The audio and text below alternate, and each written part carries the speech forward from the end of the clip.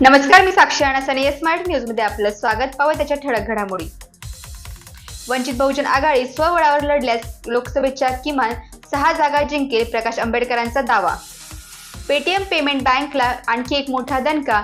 मनी laundering प्रकरणी 5.49 कोटी रुपयांचा दंड आकारण्यात आला. अर्थ मंत्रालयाची मोठी कारवाई. मराठा समाजाला 10% आरक्षणाचा निर्णय राजकीय हेतूने प्रेरित, आरक्षणाला उच्च न्यायालयात आव्हान. बेडकरांनी छाती फुगवली की त्याला वाटतं आपण बैल आहोत. रुपाली चाकणकरांचा अमोल कोल्हे यांच्यावर टोला. हेलिकॉप्टरने पोहोचल्या 12वीच्या प्रश्नपत्रिका. नक्षलवादी जिल्ह्यात 36 विद्यार्थ्यांसाठी घेतली मदत. बदलत्या हवामानामुळे येत्या काही दिवसांचं हवामान आपण जाणून घेऊयात. त्यासाठी आपण हवामान तज्ज्ञ यांच्याशी संपर्क साधूयात. नमस्कार सर, स्मार्ट न्यूज मधून बोलते. येणाऱ्या दिवसातल्या साधारणतः शेतकऱ्यांसाठी पूरक किंवा शेतीसाठी असा पूरक हवामानाचा अंदाज हवा होता. साधारणतः कसं पुढील आठवड्यात हवामान असेल? तर आता असं आहे की हा जो 2 दिवसापासून जे वातावरण तयार होत आहे, 3 दिवसापासून आपल्याकडे, तर 4 फेब्रुवारी आपलं 4 मार्च पासून वातावरण नाशिक जिल्ह्यातलं, किंवा नाशिक जिल्हाच पाहिजे ना फक्त आपल्याला, किंवा एकंदरीत महाराष्ट्र वगैरे असे सांगितलं तरी चालेल. ओके. नाशिक जिल्ह्याचं जर बघायचं गेलं तर 4 मार्च पासून वातावरण क्लिअर होत आहे आपल्याकडे. म्हणजे आजच इंटेन्सिटी कमी झाली पावसाची, तशी जो अवकाळी श्रेणीचा पाऊस येत होता, पण विदर्भाकडे त्याचा फोकस अधिक होता. तर पुढे येणाऱ्या 15 दिवसामध्ये महाराष्ट्रामध्ये सध्या साधारणपणे उद्यापासून कुठल्याही स्वरूपाचा पाऊस नसणार आहे. पण मात्र हिमालयावर जे काही पश्चिमी विक्षोभ, वेस्टर्न डिस्टर्बन्स म्हणतो आपण, हे येत असतात. सतत भूमध्य समुद्राकडून जे बाष्प येतं आणि ते हिमालयावर बर्फवृष्टी करीत असतं. तर त्याच्यामुळे काय होतं, काही त्याचे अवशेष हे मध्य भारतातून जातात, म्हणजे महाराष्ट्रावरून. त्यावेळेस आपल्याकडे हा पाऊस येत असतो. आणि हा जो पिरियड आहे प्री मान्सूनचा पिरियड आहे. प्री मान्सून म्हणजे मान्सून पूर्व पाऊस. आता मान्सून पूर्व पाऊस म्हटला की त्याचा पिरियड सुरू होतो मार्च महिन्यापासून. मार्च, एप्रिल आणि मे ह्या 3 महिन्यात मान्सून पूर्व पाऊस येत असतो. आणि ह्याच काळात तापमान पण वाढतं.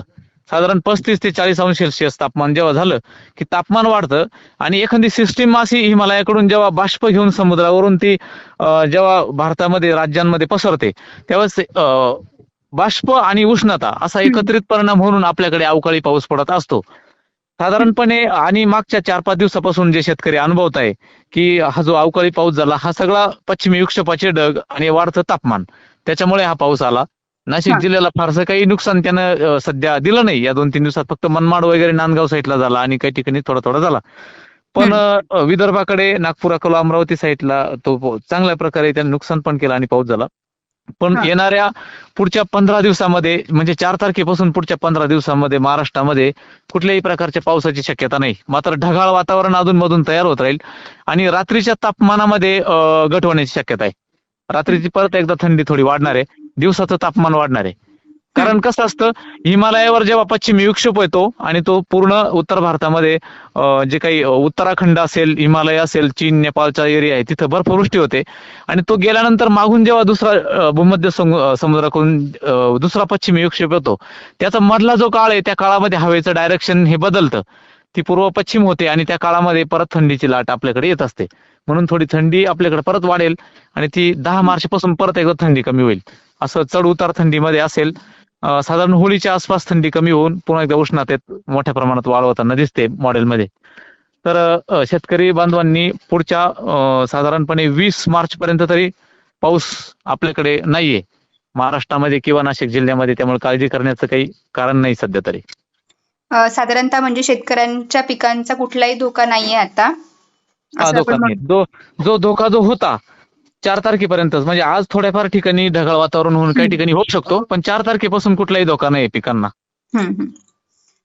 धन्यवाद सर या सगळ्या माहितीसाठी आणि या हवामान अंदाजासाठी. कदाचित ह्या सगळा हवामान अंदाज हा शेतकऱ्यांसाठी आणि शेतीसाठी नक्कीच पूरक ठरेल आणि सर्वसामान्य जनतेसाठी खूप लाभदायी ठरेल. धन्यवाद सर. धन्यवाद. आता पाहूयात ठळक बातम्या विस्ताराने.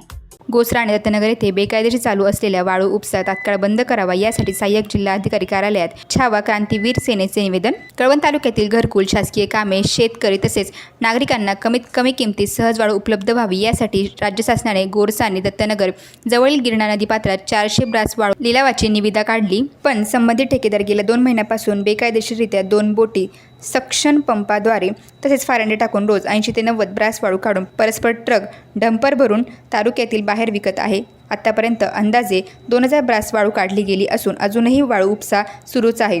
सदर वाळू लिलावाचा ठेकेदार हा स्थानिक मंडळ अधिकारीचा पती असल्याने तहसीलदार, मंडळ अधिकारी, तलाठी, ग्रामसेवक यावर कुठलीही प्रकारची कारवाई करत नाही. महसूल प्रशासन संबंधित ठेकेदाराला जावई असल्यासारखी वागणूक देत आहे का, असा आरोप छावा क्रांतीवीर सेनेचे तालुका अध्यक्ष प्रदीप पगार यांनी केली आहे. शासनाचे सर्व नियम धाब्यावर बसून 4000 रुपये ब्रासच्या चढ्या दराने वाढून अधिकृतपणे विकली जात आहे. त्यावर तहसीलदार, जिल्हा गौण खनिज अधिकारी हे हेतू परस्पर दुर्लक्षित करीत आहे.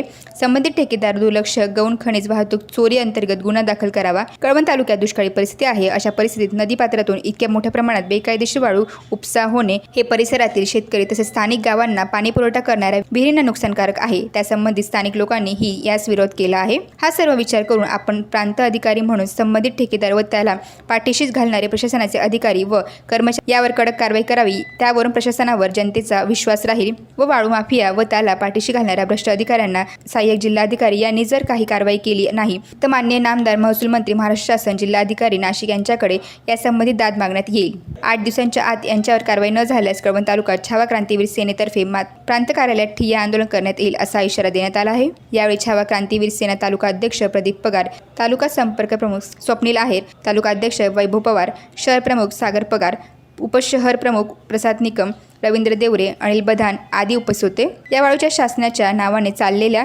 ठिकाणकडे शासनाचेच प्रांत अधिकारी, तहसीलदार यांनी दुर्लक्ष केल्याने याकडे आता जिल्हाधिकारी साहेब यांनी लक्ष देऊन कारवाई करण्याची मागणी नागरिकांकडून करण्यात आलेली आहे.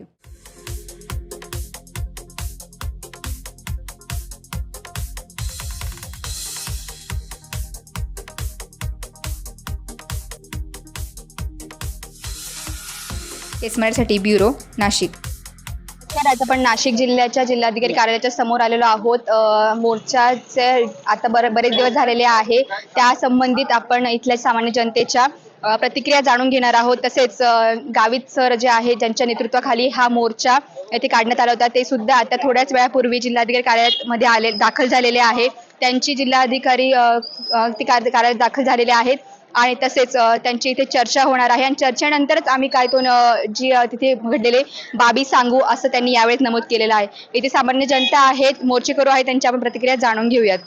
सर, काय सांगाल की बरेच दिवस झाले मोर्चाला आणि साधारणतः 8 दिवस झाले असं मोर्चेकरांनी सांगितले, आंदोलकांनी सांगितले. काय वाटतं की मागण्या आहेत त्या किती दिवसात पूर्ण होतील किंवा मागण्यांबद्दल आपली भूमिका काय? भूमिका स्पष्ट करणे हे गावित साहेबांचं प्रथमतः आमचे आधारस्तंभ आहेत. ते स्टेटमेंट जिल्हा कमिटी आणि गावित साहेब देतील. परंतु गावित साहेबांच्या नेतृत्वाखाली जेवढ्याही मागण्या आपण मागितलेल्या आहेत त्या रास्त शेतकऱ्यांच्या आहेत, अंगणवाडी सेविकांच्या आहेत, आशा वर्करांच्या आहेत, डाटा ऑपरेटर, स्वयंरोजगार आणि तमाम तरुणांना रोजगार भेटला, हे सर्व मुद्दे घेऊन गावित साहेबांनी हे आंदोलन छेडलेले आहे. गेल्या 10 दिवस, आज 10वा दिवस आहे. आम्ही घरापासून आजपर्यंत इथे 6वा आणि एकूण टोटल 10 दिवस लागले आहेत. गावित साहेबांनी दोन वेळेस मंत्री महोदय त्यांच्याबरोबर मिटिंग झालेली आहे. आशावाद आमचा हा सर्व शेतकरी आशावादी आहे. आम्ही आशा व्यक्त करतो की सरकार चांगली भूमिका घेईल आणि घेत आहेत. गावित साहेब आता येतील थोड्या वेळातच येऊन आणि ते भूमिका स्पष्ट करतील. किंबहुना आम्हाला भूमिका स्पष्ट करण्याचा अधिकार नाही आणि आमचं नेतृत्व हे भूमिका स्पष्ट करतील. परंतु आमची मागणी एक प्रामुख्याने आहे की वनपट्टा जो आहे तो 4 हेक्टरपर्यंत ताब्यात असलेली जमीन आम्हाला भेटली पाहिजे, टेबल मोजणी झाली पाहिजे आणि 7/12 भोगवटदार हा शब्द किंवा लागवडी योग्य असा जो शेर आहे तो असला पाहिजे. आणि मुळातच सर्व शेतकरी हे आदिवासी जमीन जंगल आमचा हक्काच आहे आणि ते आम्ही मागतोय. आम्ही भीक मागत नाहीये, परंतु आम्ही सरकारकडे खूप आशावादाने बघतोय. आम्हाला आमचं जल आणि जमीन जंगल हे हक्काचं पेसा क्षेत्र, अनुसूचित क्षेत्र आमचा विभाग आहे. 1996 पेसा कायद्यानुसार राष्ट्रपती, पंतप्रधान आणि शेवटचा गव्हर्नर म्हणजे राज्यपाल यांच्या अंतर्गत चालणारा हा पेसा कायदा आहे आणि पेसा कायद्याची अंमलबजावणीची कठोर कारवाई, कारण आम्ही हे सर्व तरुण आणि शेतकरी जरी असतो, शिक्षित आहोत, परंतु 5वी अनुसूची आणि 6वी अनुसूचीचा आम्हाला अभ्यास आहे आणि म्हणून आम्हाला आमचे मार्गदर्शक गावित साहेब जी पुढची भूमिका स्पष्ट करतील त्या भूमिकेवर आम्ही ठाम आहे. या मोर्चाला एक राजकीय पार्श्वभूमी आहे असे सत्ताधारी म्हणत आहे. विरोधक पैसे दिले जातील किंवा दिल्या त्यामुळे हा मोर्चा काढला गेला असं सत्ताधाऱ्यांकडून म्हटलं गेलेलं आहे. तर एकंदरीत काय सांगाल? आम्ही मुळातच सर्व शेतकरी आहेत. आम्ही पायी आलेलो आहेत. आम्ही हेलिकॉप्टर करून आलेलो नाहीये. जर एखाद्याने फंडिंग केलं असतं तर आम्ही हेलिकॉप्टरवरती आलो असतो. परंतु आम्ही 10 दिवस आहे पायी आलो, इथे 6 दिवस बसलेलो आहे. किंबहुना मुळातच आम्ही लाकडं घेऊन आलेलो आहे. तर आम्ही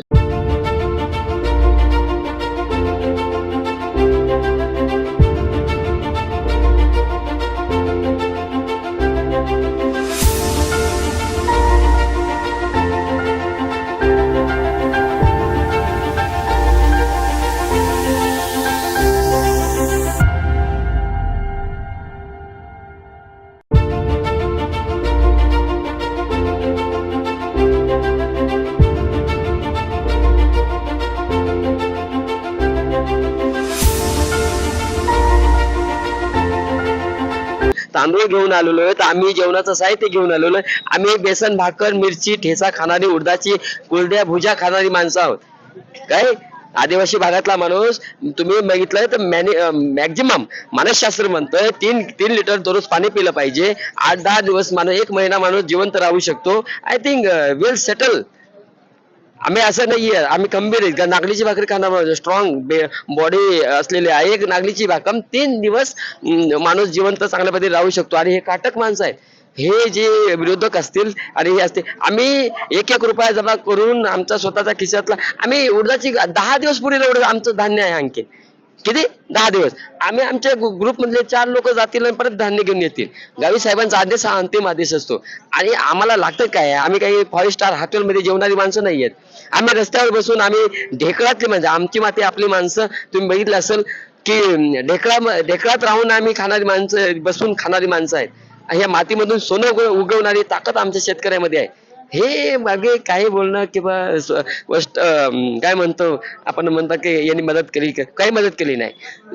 पाण्याची मदत केली म्हणजे काय मोठा धर्म केला काय नाही आहे. भारतीय संस्कृती ही संतांची भूमी आहे. जल जमीन जंगल आमच्या हक्काचं आहे. कर्मकृती कल्याणम आरोग्यम धन संपदा असं म्हटलेलं आहे साहित्यामध्ये. आणि म्हणून हाताला काम दिलं पाहिजे, आमचा अधिकार मिळले पाहिजेत, आमचा हक्क. डॉक्टर बाबासाहेब आंबेडकरांचं वाक्य आहे, नाचून मोठं होण्यापेक्षा वाचून मोठं झालं पाहिजे. हे वाचणारे माणसं आहे, गावी साहेबांचे मावळे आहेत. सर, आता नाशिक शहरातला हा मुख्य रस्ता आहे. रस्त्याच्या इथे आंदोलन झालेलं आहे. बऱ्याच प्रकारे इथे वाहतूक विस्कळीत होते, पण तरी पण इतक्या दिवस झाल्यानंतर मागण्या आहेत आणि लोक ठाम निर्धार करून इथे बसलेले आहेत. काय वाटतं, मागण्या पूर्ण होतीलच? आणि काय सांगाल याबद्दल? आम्ही आशावादी आहोत. गावी साहेबांचं नेतृत्व हे आशावादी आहे. हे नेतृत्व खंबीर व लाल वादळ आहे. आणि आम्हाला आमचा न्याय मिळणारच. आणि इथे तुमची जी तुम्ही एक मुद्दा मांडला की इथे मेन रस्ता आहे, ते इथे जिल्हा कमिटी आणि आमचे तमाम सर्व नेतृत्वांनी परमिशन घेतलेली आहे. त्याच्यामुळं आम्ही इथे अनलिगल कोणी बसला असं बिलकुल नाहीये. आम्ही सहकार्य करतो. शाळेतली मुलं गेली पाहिजेत. परीक्षा मुलांची आहेत, त्यांना रस्ता करून देतो आम्ही. सगळे रस्ता सोडलेला आहे. आणि मुळातच आम्ही जेव्हा गावातून निघालो तरी आम्ही रस्ते लॉक केले नाही, कारण आम्हाला माहिती आहे 10वीची परीक्षा 12वीची परीक्षा चालू होते आणि मदत करणे हा धर्म आहे. आणि म्हणून भारतीय संस्कृतीमध्ये आदिवासी आदिम संस्कृतीपासून एका पिढीकडून दुसऱ्या पिढीकडे संक्रमित होणारे विचार हे आदिवासी बांधवांमध्ये आहे. त्याच्यामुळं सहकार्य, सर्व धर्म समभावाने वागणारे आपण सर्व आहोत. आणि आम्ही सरकारकडे मंत्री महोदय, मुख्यमंत्री महोदय, उपमुख्यमंत्री दोन्हीही आणि सर्व मंत्री महोदयांना विनंती आहे, आम्ही खूप आशावादी आहोत. आम्ही आमच्या आदिवासी बांधवांचे प्रश्न तुम्ही मिटवाल. साधारणतः बरेच दिवस अजून लागू शकतात. काय एकंदरीत अजूनही बसण्याची इथे आंदोलन केलं जाईल अजून जर बराच कालावधी लागला तरी पण? गावित साहेबांचा आदेश आहे, जोपर्यंत गावित साहेब म्हणत नाही का उठा, तोपर्यंत आम्ही उठणार नाहीये. आम्ही थकणारी माणसं नाहीये, पळणारी माणसं नाहीयेत. आम्ही लढणारी माणसं आहोत. आणि लढाई करणारा मावळा हा पुढे असतो आणि आमचं नेतृत्व आदेश सोडतं. सर म्हणून आदेशाचे पालन करणे आमचं काम आहे. आम्हाला सांगितलं इथंच बसा, आम्ही 10 दिवस तर झालीच ना, हा पुरावा आहे. आणि म्हणून जल जमीन जंगल आमचा हक्काचं आहे, ते आम्ही मिळवणार. आणि राजकीय स्टंट काहीच नाही, शेतकऱ्यांचा अख्ख्या महाराष्ट्राचा प्रश्न आहे, अख्ख्या महाराष्ट्रातल्या तरुणांचा प्रश्न आहे, अख्ख्या शिक्षकांचा प्रश्न आहे, आशांचा प्रश्न आहे, अंगणवाडी सेवकांचा प्रश्न आहे, डाटा ऑपरेटरचा प्रश्न आहे, स्वयंरोजगारांचा प्रश्न आहे, सगळ्या तरुणांचा. आपण तरुण आहोत. आणि म्हणून तरुणांना रोजगार भेटला पाहिजे. हा काही एकट्या गावित साहेबांचा प्रश्न नाहीये. आणि म्हणून ही लढाई सर्व तरुणांची, सर्व महाराष्ट्रातील, भारत देशातील तरुणांची आहे. आणि म्हणून सगळ्यांनी याला चांगला प्रतिसाद दिलेला आहे. आणि म्हणून वनपट्ट्याच्या बाबतीत कांद्याच्या संदर्भातला 2000 हमी भाव पण भेटला पाहिजे. आणि त्या घरकुलाच्या संदर्भात एक मोठं वादळ उठलं होतं. एक 1.5 लाखामध्ये काय मिळतं घरकुलाचं? 1.5 लाखामध्ये घरकुल होऊच शकत नाही. तुम्ही स्मशानभूमी जिथे माणसं मरतात तिथे 7.5 लाख देतात, आणि जिथे माणसे राहतात त्यांना 1.5 लाख देतात. हे कुठलंच न्याय आहे? आणि म्हणून तुमच्या स्मशानभूमी बांधायला तुम्ही 12 आणि 13 लाख आणि 7 लाख रुपये देतात, आणि घरकुल बांधायला तुम्ही किती देता? 1.5 लाख. 1.5 लाखामध्ये सिमेंट पण येत नाही, तुमचं जोतो होत नाही. पेन्शनच्या संदर्भात, नारपारच्या संदर्भातला विषय असेल, किंवा बिगर आदिवासी लोकांचा प्रश्न असेल, गायरानाचा प्रश्न असेल, हे प्रश्न सुटले पाहिजे. हा मोठा आशावाद घेऊन आम्ही इथपर्यंत आलो. बऱ्याच दिवस बसण्याची तयारी आहे. म्हणजे आम्ही बसण्याची तयारी म्हणजे आम्ही मागण्या पूर्ण होईपर्यंत हटणार नाही. मागण्या पूर्ण होईपर्यंत आम्ही हटणार नाहीत. आणि महत्वाचं म्हणजे गावित साहेबांचा आदेश हा अंतिम आदेश आहे. त्यांनी सांगितलं इथंच बसायचं, इथंच राहायचं, इथं. आम्ही आमचं बेसिस तर कधी दिसणार नाहीये. पक्षाचे ध्येय धोरणे इतके छान आहेत की दुसऱ्या पक्षाच्या आणि आमच्या पक्षाच्या बाबतीत तुलना कराल तर आमचा पक्ष, आमचा माणूस, आमचा मावळा, आमचा लाल वादळ, आमचा हा कॉम्रेड सहकार्याच्या भूमिकेतून त्याला आदेश दिला त्या पद्धतीने काम करतो. आणि म्हणून आम्ही खूप मोठे आशावाद. आणि महत्वाचं तुमचं खूप मनापासून, प्रसार माध्यमाचं मनापासून आभार आणि मनापासून अभिनंदन करेन की तुम्ही आवाज हा लोकांपर्यंत, समाजापर्यंत, सरकारपर्यंत पोहोचवतात. तुम्हाला पण खूप खूप शुभेच्छा. थँक्यू. धन्यवाद सर. सर हे ते की आपल्याला त्यांनी सांगितलं की जोपर्यंत मागण्या पूर्ण होणार नाही तोपर्यंत आम्ही हटणार नाही. आमचा पक्ष साधारणतः कोणालाही न घाबरणारा किंवा न हटणारा आहे. जोपर्यंत मागण्या पूर्ण होत तोपर्यंत आम्ही इथेच आंदोलन करणार आहोत, असं यांची येथे त्यांनी साधारणतः भूमिका मांडलेली आहे. किती दिवस झाले आता इथं आम्हाला येतात रस्त्याने 3 दिवस, आणि इकडे 5 दिवस, असे 8 दिवस झाले आम्हाला. आता साहेब आले म्हणजे आम्हाला असं वाटू राहिलं का आता आमच्या मागण्या पूर्ण होती असं वाटू राहिले. कुठल्या प्रकारच्या मागण्या आहेत साधारणतः? आम्ही खरे फॉरेस्ट प्लॉटचं आमचं आहे. आता बाकीचे अल्ला कला जे त्याचे मुद्दे आहेत ते, पण आम्ही खास म्हणजे फॉरेस्ट प्लॉट, ते प्लॉट आमचे थोडेसे कसे, कोणाला 1 गुंठ भेटेले, कोणाला 2 गुंठ भेटेले, तर ते वाढीवसाठी पहिलं आमचं आलेले. आणि आता स्वातंत्र्य 7 बारा झाला पाहिजे. पहिलं होतं ते कसे, एका गावात एकच 7 बार, तर स्वातंत्र्य झाला पाहिजे. स्वतंत्र सातबारा झाला पाहिजे. अजून असं किती दिवसात मागण्या पूर्ण होतील असं वाटतं? आता बघू, आता साहेब आले, आता आज समजा 8 दिवस झाले, आता अजून किती दिवस पुढे चालत आहे त्याचा काही भरोसा नाही, किती दिवस चालू शकते. विरोधकांकडून पैसे पुरवले जातात आणि त्यामुळेच हा मोर्चा निघालाय असं राजकीय पक्षाकडून म्हणण्यात येतलंय. त्याबद्दल तुमचं काय म्हणणं आहे? पैसे काय कोणाचे नाही. आता आम्ही स्वतः आमचे पैसे आम्ही काम करून ठेवतो साचून, ते पैसे आम्ही स्वतः आमचे खर्चतोय. आम्हाला कोणी देत नाही आणि कोणाचं आम्हाला काहीच नाही. फक्त साहेबांनी सांगितलं का आपला अशा मागण्या आहेत, आपल्याला मोर्चा काढायचा, बस आम्ही त्या हिशोबात येत राहतो. कोणाचा आम्हाला 1 रुपया भेटत नाही. आमचा स्वतःचा खर्च राहतोय, खायचा प्यायचा सगळ्या गोष्टीचा. साधारणतः 8 दिवस झालेले आहेत आणि तुम्ही इथे मुक्कामास आहात. काय एकंदरीत परिस्थिती आहे? का आता जसं आता सगळे राहते तसं आम्ही राहतो सामान्य माणसासारखं. जसं आलं तसं खायचं प्यायचं राहायचं, जसं आहे तसं चालू. कुठून आलात आपण? आम्ही पेठ तालुका. पेठकडून आलात. हा, तिथून आमचं गाव थोडस पुढे, हं. ते हिशोबात आमचं चालू. येताना 3 मुक्काम पडले आणि इथं मग आता सगळे 7-8 दिवस झाले आम्हाला. कुठली राजकीय पार्श्वभूमी या मोर्चा मागे नाही आहे, एक सामान्य जनतेच्या मागण्या आहेत असं वाटतं का? आता आमचं कसं आहे, आता आम्हाला न्याय द्यायला आम्हाला आमचा साहेबावर भरोसा आहे या पक्षाचा, म्हणून आम्ही त्यांच्याच पाठीमागे आम्ही राहतोय. त्यांनी सांगितलं ते आम्हाला योग्य वाटतंय आणि आमचं चालू आहे का आज नाही उद्या मागण्या पूर्ण होती म्हणून, बाकी कोणाचा पाठिंबा नाही. जनतेला विश्वास आहे की गावित साहेबांच्या नेतृत्वाखाली काढलेल्या मोर्चात आमच्या मागण्या लवकरात लवकर पूर्ण होतील किंवा येत्या दिवसात पूर्ण होतील असा एक त्यांना विश्वास आहे, दिलासा आहे आणि त्याच निर्णयाची ते वाट बघताय. अजूनही काही नागरिक आहे, जनता आहे, आपण त्यांची प्रतिक्रिया जाणून घेऊयात. काय सांगाल काका की काय मागण्यात एकंदरीत आणि काय किती दिवसात पूर्ण होतील, काय वाटतं? मागण्या तर आता 5-7 दिवस झाले. आता साहेब गेले आहेत मध्ये. आता साहेब जे सांगतील त्या पद्धतीने चालू आहे. गावित साहेबांच्या याच्यावर आहे सर्व. कुठल्या मागण्या आहेत? मागण्या हे शेतीचे नावावर प्लॉट झाले पाहिजे, गोरगरिबांचे कामं झाले पाहिजे, रस्ते वगैरे काय असतील ते सगळे. साधारणतः तुम्ही किती दिवसापासून आलात आणि कुठून आलात? आम्ही कळवण तालुका सिरसमणी. 8 दिवस इथेच मुक्कामासाठी? हो.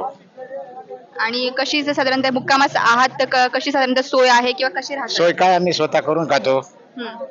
जसं लागलं तसं आपलं घर सारखं. साधारणतः आम्ही सगळी घरून पूर्वतयारी करून आलेलो होतो आणि गावित साहेबांच्या नेतृत्वाखाली मोर्चा काढलेला आहे. लवकरात लवकर मागण्या पूर्ण व्हाव्यात अशी एक त्यांची माफक अपेक्षा आहे आणि लवकरात लवकर पूर्ण होतील. 8 दिवस झालेले आहेत, अजून किती दिवस लागतील हे ते सांगू शकत नाही असं त्यांचं इथे म्हणणं आहे. हा, कुठून आला बाबा आपण? आम्ही खेडगाव, तालुका दिंडोरी, जिल्हा नाशिक, दौलत एकनाथ कोकाटे. साधारणतः काय मागण्या आहेत? आमच्या मागण्या अशा आहेत की जमीन प्लॉट जे सार्वजनिक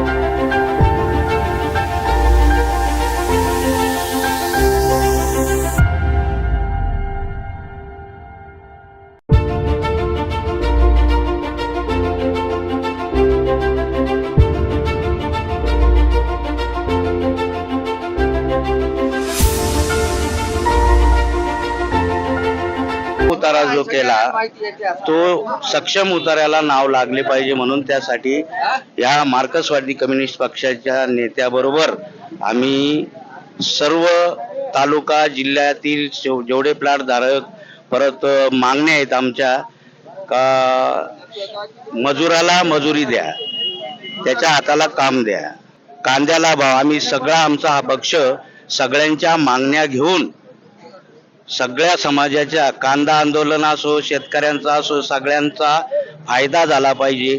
आणि ज्या ठिकाणी गोरगरीब जनतेच्या जागेवर जे सर्व्हिस करतायत त्या सर्व्हिसवरून त्यांना काढून आमच्या मुलाबाळांना सर्व्हिस मिळावी यासाठी आमच्या मागण्या आहेत. आणि म्हणून आमचे खंबीर नेतृत्व करणारे गावित साहेब यांच्या पाठीशी सर्व आम्ही गोरगरीब समाज, प्लॉटधारक सगळेच आम्ही त्यांच्या पाठीशी उभे आहेत. 8 दिवस झाले साधारणतः आणि आता नाशिकमध्ये 5वा दिवस आहे. अनेकही दिवस लागू शकतात.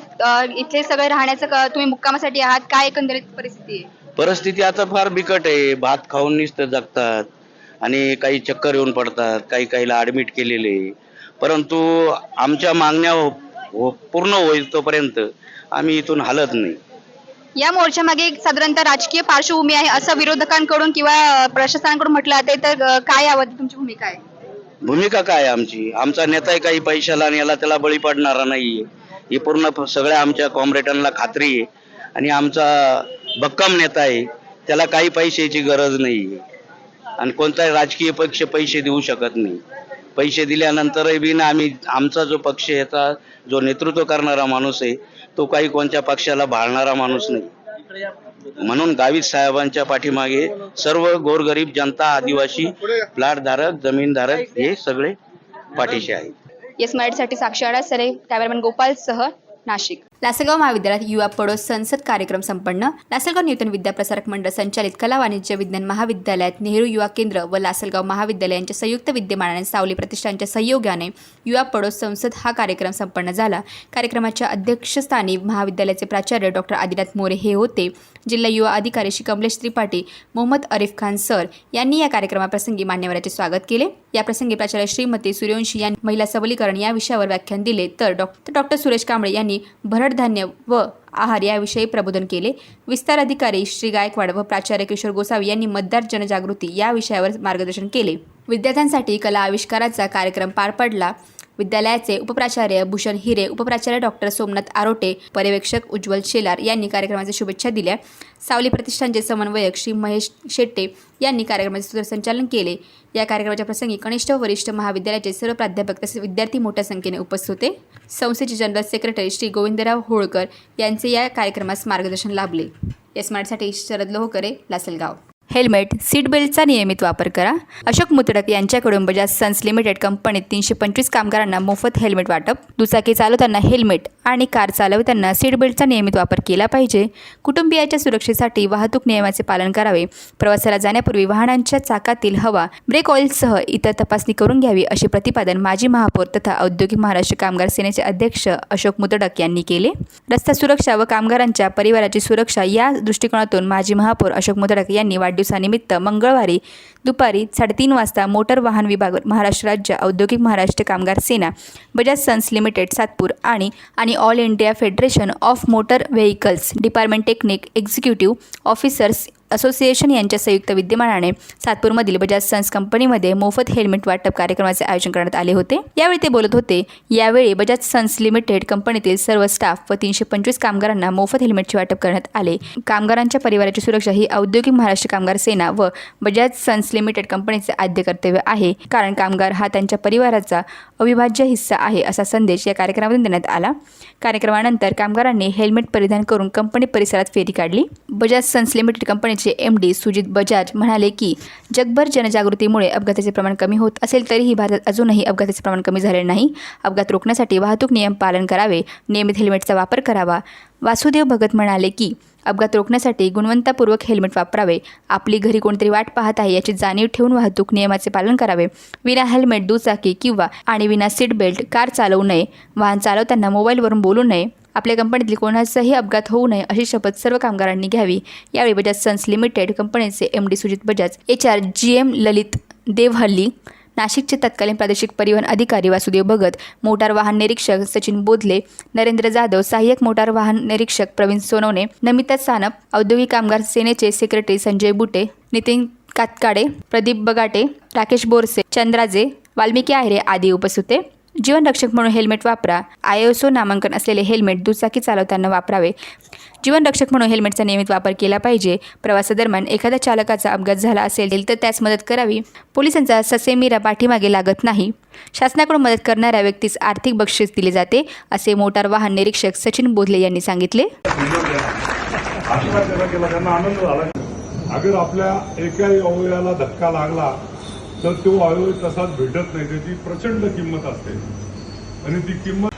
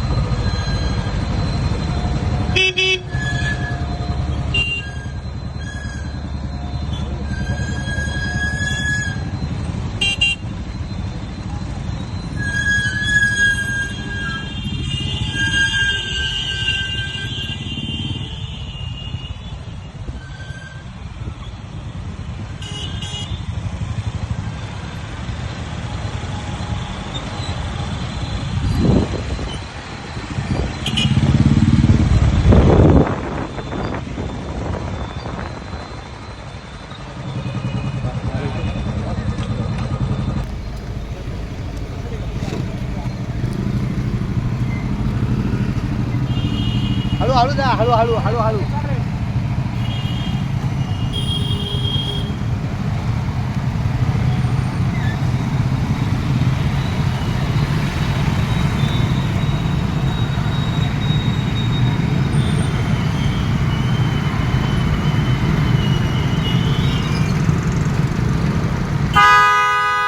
हेल्मेट वाटप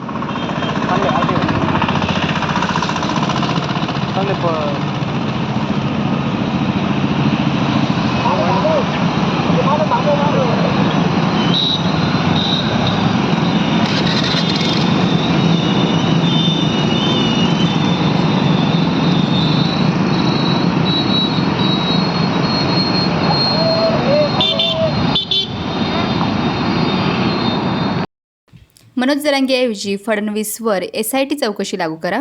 वंचित बहुजन युवा आघाडीचे राज्य कार्यकारिणी सदस्य यांचा घणाघात. वंचित बहुजन युवा आघाडीच्या अंबानेर शाखेचे उद्घाटन दिनांक 1 मार्च 2023 रोजी संध्याकाळी 7 वाजता राज्य सदस्य चेतन गांगुर्डे यांच्या हस्ते पार पडले. कार्यक्रमास युवा आघाडीचे महासचिव संविधान गांगुर्डे, जिल्हा उपाध्यक्ष बाळासाहेब शेजवळ, जिल्हा सदस्य रोहित गांगुर्डे, तालुका अध्यक्ष राहुल सोनवणे, बिरसा ब्रिगेडचे नेते सर्जेराव भामरल प्रमुख म्हणून उपस्थित होते. कार्यक्रम संबोधित करताना चेतन गांगुर्डे यांनी प्रस्थापित सर्व राजकीय पक्षावर चौफेर टीका केली. मनोज जरांगे यांच्यावर SITची चौकशी लावणाऱ्या देवेंद्र फडणवीस यांच्यावर SIT चौकशी लावावी आणि महाराष्ट्रात रोज 8 शेतकरी आत्महत्या करतात याला जबाबदार धरून त्यांना जेलमध्ये पाठवावं असा घणाघात यावेळी केला. बाळासाहेब आंबेडकर युती करताना जागा मागण्याऐवजी मराठा, OBC, मुस्लिम, आदिवासी याच्या हिताचे प्रस्ताव महाविकास आघाडीला देत आहे. त्यामुळे आंबेडकरांप्रती जनमानसात आदर आहे आणि हाच आदर मतारूपांतरित होईल असा विश्वास त्यांनी व्यक्त केला. प्रसंगी शाखा अध्यक्ष राहुल गांगुर्डे यांच्यासह संपूर्ण कार्यकारिणीचे सत्कार जिल्हा व तालुका कमिटी यांच्या वतीने पार पडला. यावेळी गावातील शेकडो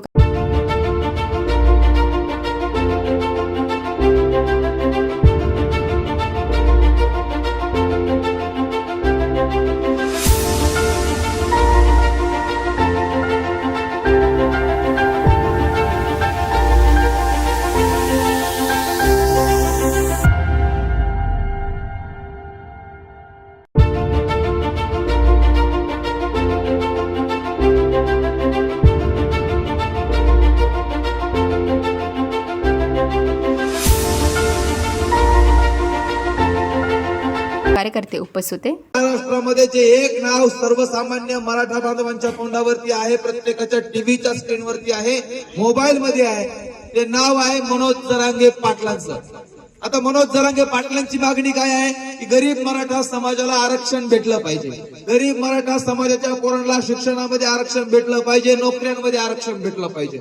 आता मनोज जरांगे पाटलांना ही मागणी का करावी लागली? महाराष्ट्राच्या इतिहासामध्ये तुम्ही बघितलं तर आतापर्यंत झालेल्या निम्म्याहून अधिक मुख्यमंत्री हे मराठा समुदायातून येतात. आतापर्यंत निवडून आलेले अनेक आमदार हे मराठा समुदायातून येतात. कारखान्यांमध्ये तुम्ही संख्या पाहिली तर सगळे कारखानदार मराठा समाजाचे आहेत. शिक्षण संस्थांमध्ये तुम्ही बघितलं तर सगळ्या शिक्षण संस्था मराठा समाजाच्या आहेत.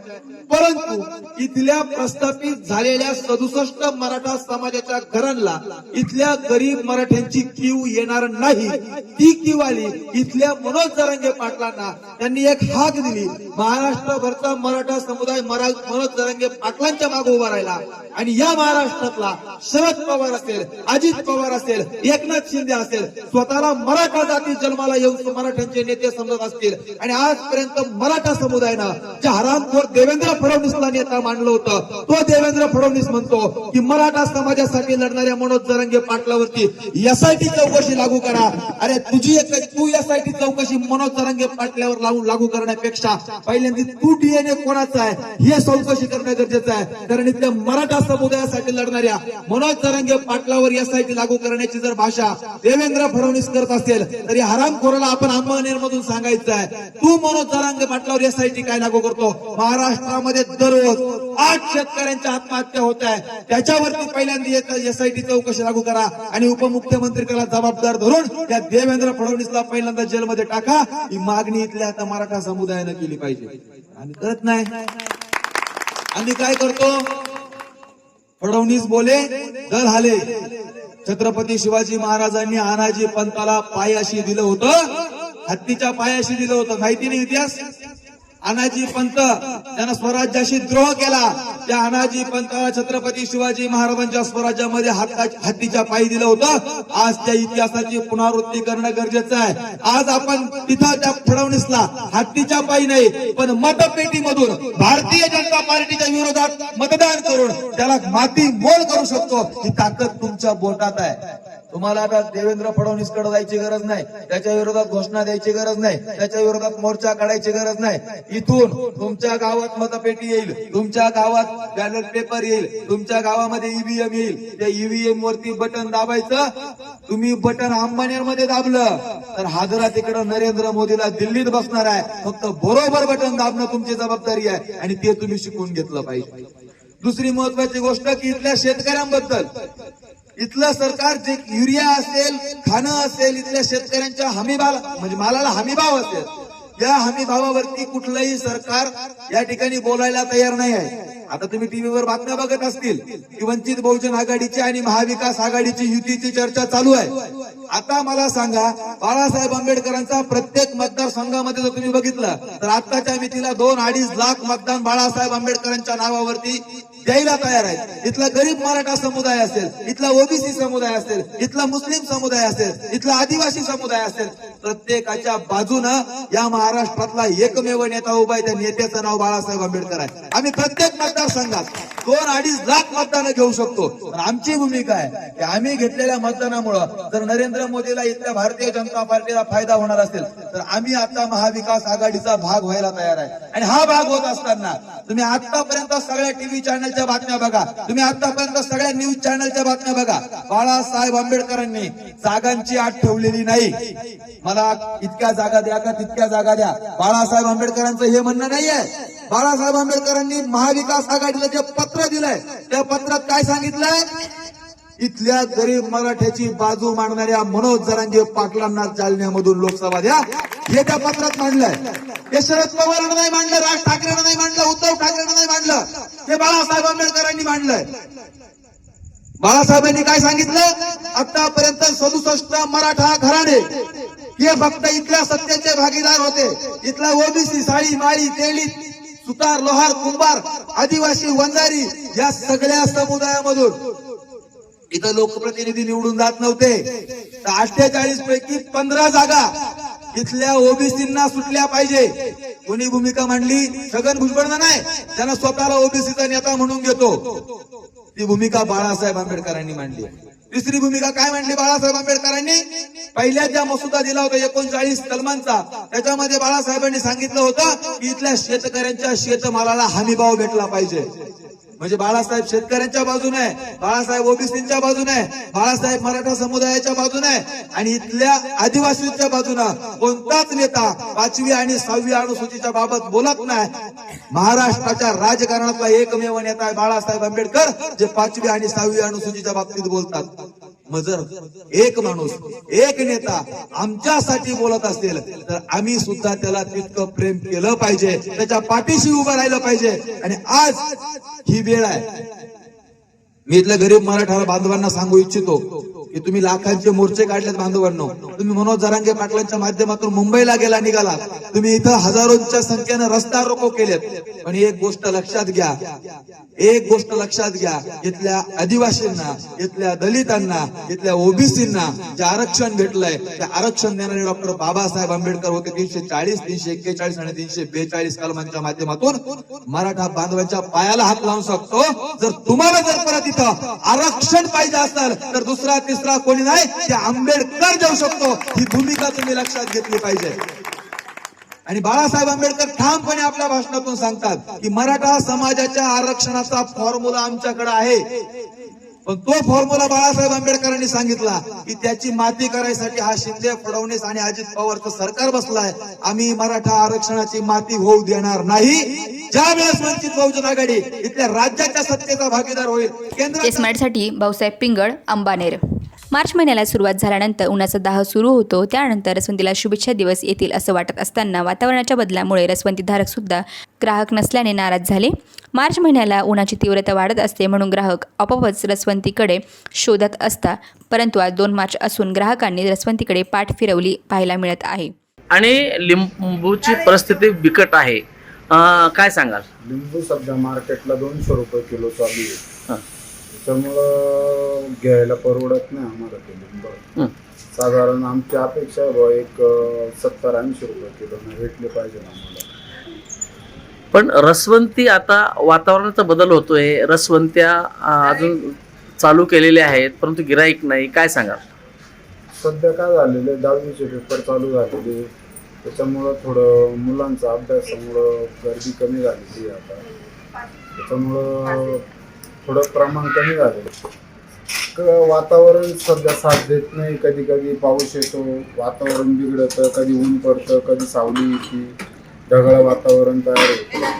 त्याच्यामुळं रसवंतीच्या धंद्याला थोडा फटका बसत राहतो.